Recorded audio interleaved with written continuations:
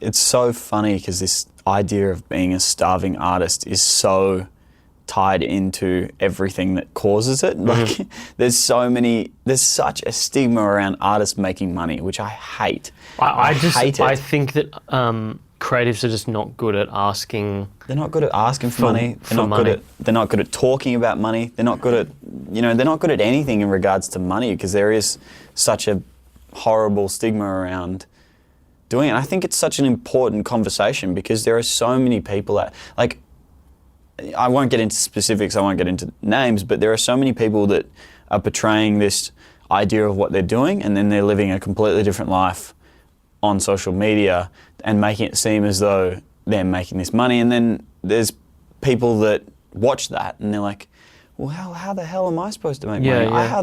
I don't know how to do this. Like, and it would just take one person coming out and being like, look, this is my story, this is how I make my money, this is what I do, this is how you can do it, and then all of a sudden that's cleared up and everyone else can start to, develop in that sense. And I think there's also a problem with young people in general. It's like, you need to develop, and you probably talked about it right before we started, the idea of saving money. You're not necessarily saving money for, if I put money away now for me, I'm not putting money away for 2019 Tom. I'm putting money away for 2025 Tom, or 2035 Tom, or 2045 Tom. Like, and I think that's so important as a young person, realizing that yes, you might be still living at home. Yes, you might have this awesome job that allows you to go out partying on the weekends, or yes, you might have this allowance from your parents that feels like it's limitless and you're not ever going to run out. But you should always be considering your future, and if that means squeezing the lemon, if that means things like crowdfunding, if that means something like Patreon, if you've got an audience, or if that means selling a product that you're proud of, don't let someone sitting on the other end of it go, fuck you, you're selling out. Yeah, like, well, most of the time they're not even doing anything anyway. Yeah, that's what I find really funny about all that. Most of the time, the people who complain, they're consuming your shit for free. I feel like Lewis Spears says this really well. It's like, I'm giving this for free. If you're complaining about this, fuck you, it's free. Yeah, exactly. Which I really, really like. It's the same with Gary Vee. It's like all the people complaining about the algorithms and whatnot. It's like, it's free. Yeah, it's all free. And I with the savings thing, I don't think people really realize like the power.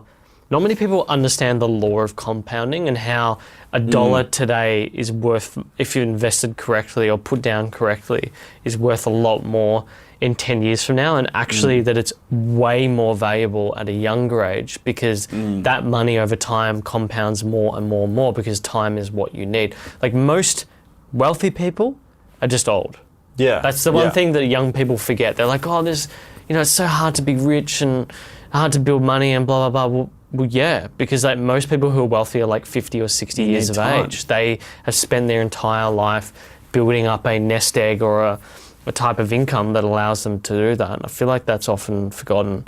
It also gives you such confidence to do things. Like I realized in the last sort of 2 years, I think, I was like everyone else. I got a job straight out of school that was really well paying, and it's so funny. I had such a chip on my shoulder finishing school that the only thing I cared about, I was like, I'm going to make money finishing school. I was like, and in some cases I did, but I just burnt through that like it was nobody's business and didn't save a dollar. But in the last 2 years, I've realised that it gives you such a confidence having a little bit of savings. Yeah. Like I was watching and it's not Matt Diavella's thing, but I was watching Matt Diavella's episode on financial freedom. And he talked about the idea of saving like an emergency fund and then another emergency fund that is a certain number of months of your expenses. And I immediately after watching that put $1,000 in an envelope and hid it somewhere. Yeah. And that doesn't get spent unless something absolutely comes need up. it. Yeah. Something, and just $1,000, that's less than 1 month's rent.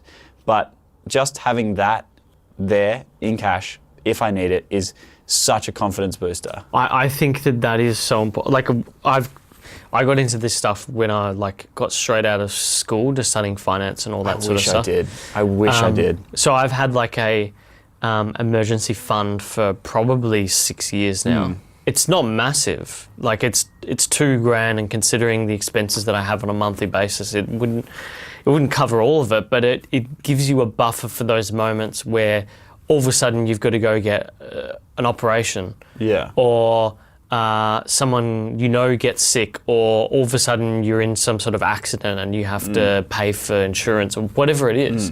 You just never know what's going to come up. And then also with the savings thing, it's amazing to see that grow over time and the confidence that gives you. Yeah. Because once you start to see numbers that you never thought that you could save, you don't even like, I don't know how to explain it. It's like you start distancing yourself more and more from it, and so you don't pay attention to it. It just becomes automatic, and it gives you confidence to know, well, if I got fired tomorrow, or if this happened, I would actually have this money, even though I'm not meant to touch it.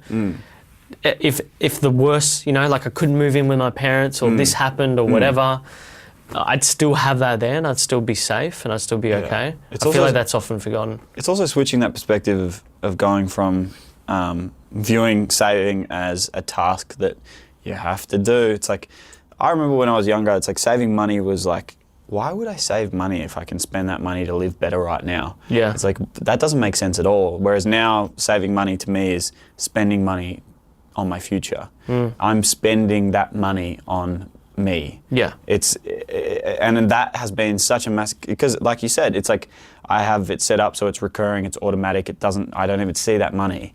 And yeah, you forget about it. Yeah, and you look actually back, do, 6 months later, 12 months later, and you're like, that's pretty cool. Yeah. All right, let's see you later. Yeah, it's quite amazing, and the thing that changed it for me was treating it like an expense.